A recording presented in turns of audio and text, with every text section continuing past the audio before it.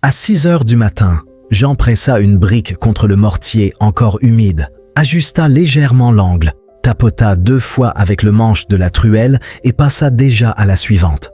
Le geste était sûr, presque invisible, appris au fil des années jusqu'à devenir un réflexe, une routine presque méditative.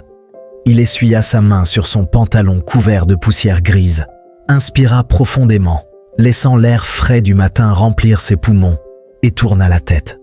Comme chaque matin, son regard glissa vers le terrain vague situé juste à côté du chantier. Un simple rectangle de terre sèche, encerclé de barrières métalliques tordues, parsemé de pierres, de gravats oubliés et de mauvaises herbes jaunies par le soleil. Rien de beau, rien de remarquable, rien qui attire normalement l'attention. Et pourtant, ce matin-là, Jean resta figé une seconde de plus que d'habitude. Il sentit quelque chose se contracter dans son ventre, un mélange de fatigue, de lucidité et de résignation. Jean avait 37 ans, 7 ans comme maçon à Paris, 7 ans à construire des murs qu'il ne posséderait jamais, à poser des fondations pour des gens qu'il ne connaîtrait pas. Il songea à tout ce temps perdu, aux heures et aux jours, à la sueur et aux sacrifices qu'il avait consentis, et se rendit compte que malgré tout, rien de tangible ne restait pour lui. Il se souvint de ses premières années à Paris, des hivers froids passés sur les chantiers, des ampoules aux mains, des repas pris sur le pouce. En regardant ce terrain, il fit un calcul silencieux, rapide, presque instinctif. Il comprit qu'il ne l'achèterait jamais. Pas avec ce qu'il gagnait, pas avec ce qu'il dépensait, pas avec la façon dont sa vie avançait, mois après mois, sans jamais décoller. Cet après-midi-là, alors qu'il nettoyait sa truelle sous un robinet improvisé, sa collègue Micheline s'approcha. Elle sortit son téléphone, ouvrit une calculatrice et la lui montra comme on montre une évidence, avec un calme presque désarmant. Elle lui expliqua patiemment que 20 € mis de côté chaque jour pendant 10 ans représenteraient plus de 70 000 €, une somme qu'il n'aurait jamais cru pouvoir atteindre. Jean eut un rire sec, nerveux, presque moqueur. Pour lui, ce chiffre n'était qu'une abstraction, une somme irréelle qu'il ne toucherait jamais. Il répondit qu'avec ça, on n'achetait même pas une vraie maison, peut-être à peine un studio mal placé. Micheline haussa simplement les épaules et rangea son téléphone. La discussion s'arrêta là, mais le chiffre, lui, resta, s'infiltrant dans ses pensées comme une petite graine d'espoir, fragile mais persistante. Toute la nuit, Jean ne dormit presque pas, repensant à ces chiffres, à ce qu'ils signifiaient réellement, à la distance qui le séparait encore de la sécurité, de la possession, de la liberté. Il se revit scrutant le terrain, imaginant chaque pierre, chaque bout de ciment qu'il pourrait un jour poser là. Le lendemain, Jean gagna 450 € pour 8 heures de travail, un salaire qui semblait suffisant à d'autres, mais insuffisant pour ses rêves. En rentrant, il passa à la boulangerie, acheta des biscuits, des chewing-gums, sans même y réfléchir, comme pour anesthésier la conscience du manque. Le soir, il sortit le ticket de caisse et le posa sur la table. Marianne, son épouse, le regarda longuement avant de lui demander s'il avait mis quelque chose de côté. Jean secoua la tête, fatigué, et lui dit qu'il survivait à peine, qu'il n'arrivait déjà pas à finir le mois. Il louait une petite chambre sous les toits pour 2 000 € par mois, une cage minuscule pour des rêves trop grands. Cette nuit-là, Jean fit un calcul qu'il n'avait jamais osé faire auparavant, notant dans son esprit chaque dépense, chaque centime.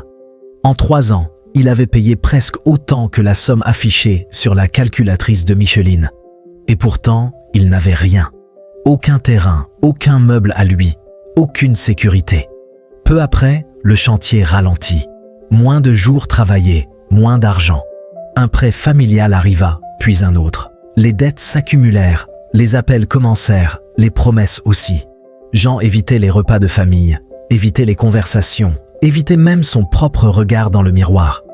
Chaque fois qu'il passait devant la fenêtre de la chambre, il voyait la poussière des toits voisins et pensait à ce qu'il aurait pu faire si chaque euro avait été mis à profit.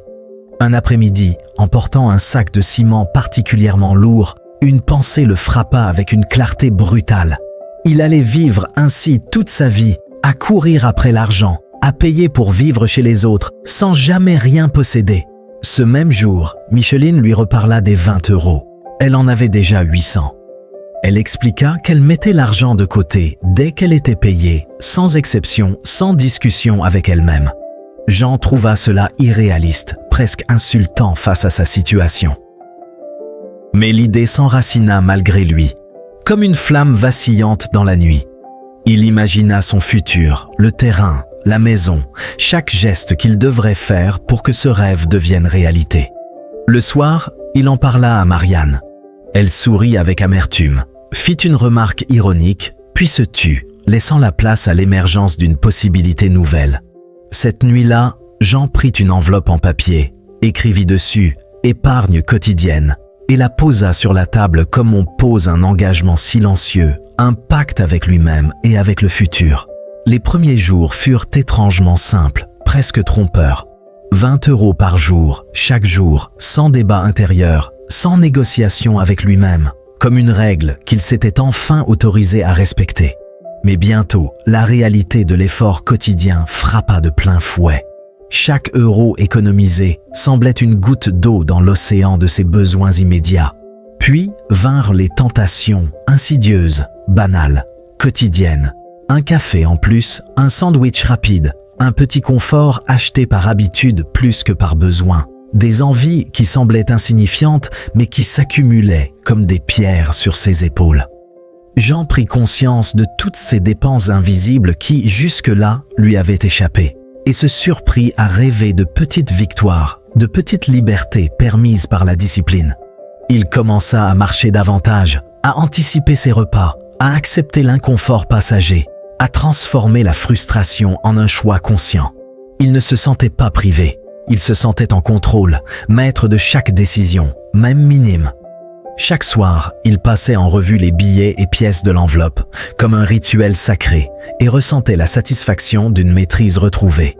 Un jour, Marianne eut besoin d'argent pour le transport.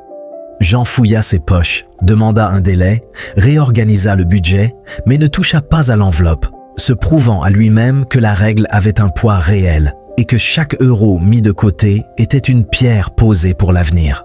À la fin du premier mois, il compta l'argent lentement, billet après billet, comme un rituel, et ressentit une satisfaction étrange, presque nouvelle, celle de voir une somme intacte, non consommée par le quotidien, une petite victoire silencieuse.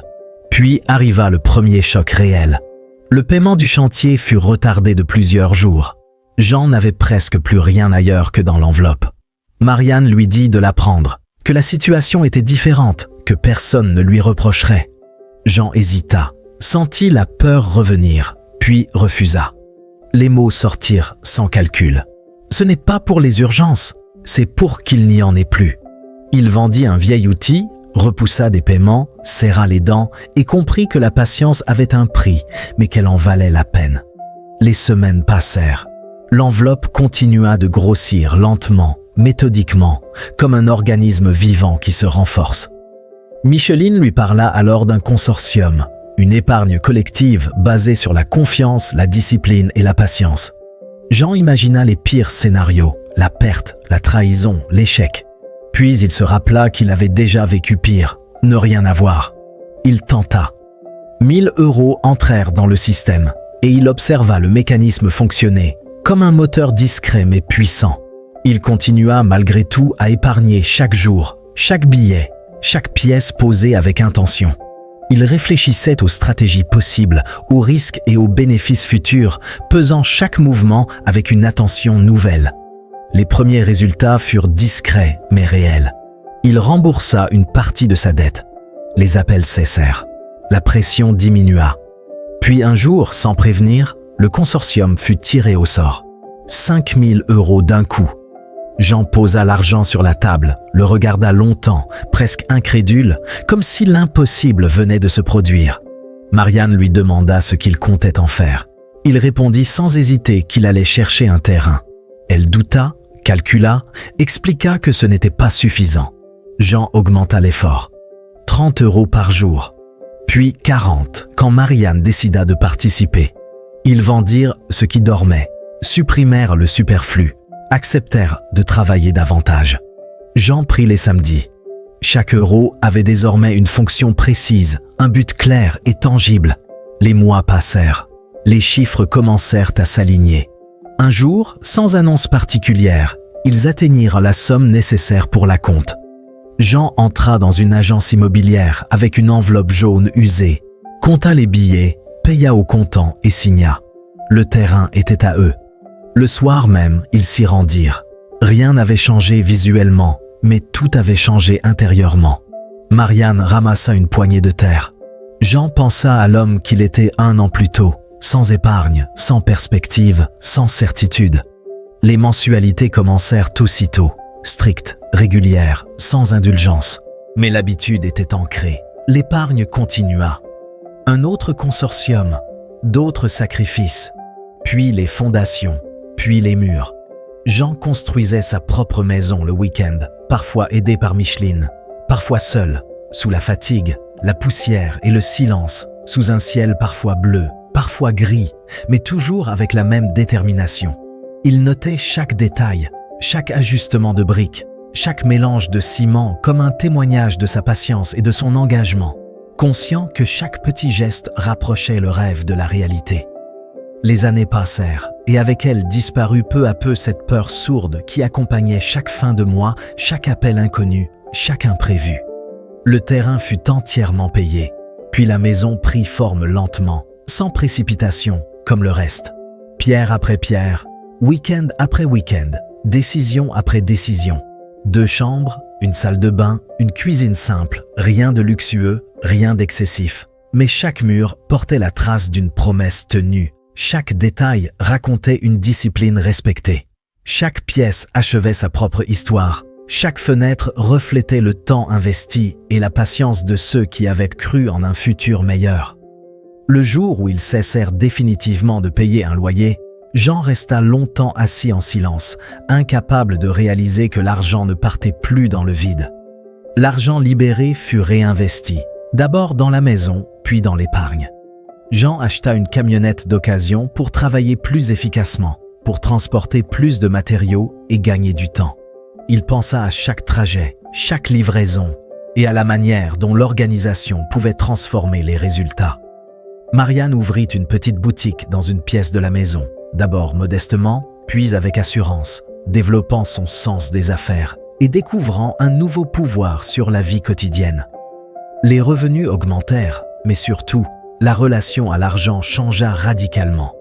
Il n'était plus une source d'angoisse permanente, mais un outil à organiser, à diriger, à faire travailler, à multiplier, à sécuriser le futur.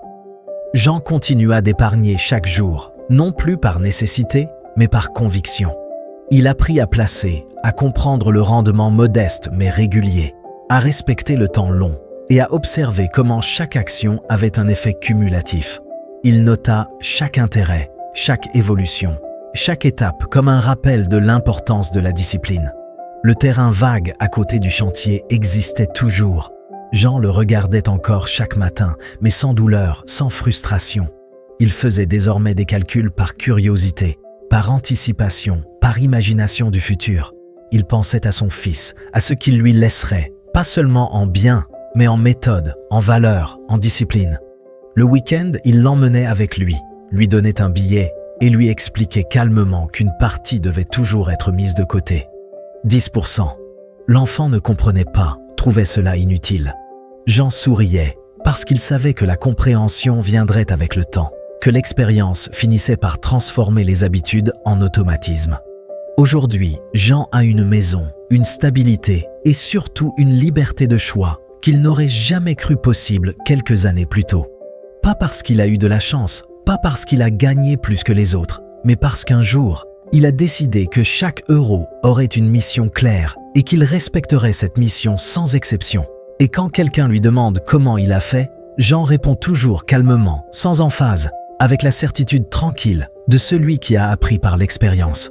1 euro par jour ne change pas ta vie, mais 365 jours d'1 euro par jour, oui, et cela peut tout changer. Chaque geste, chaque décision, chaque sacrifice accumulé au fil du temps se transforme en un pouvoir discret mais inébranlable.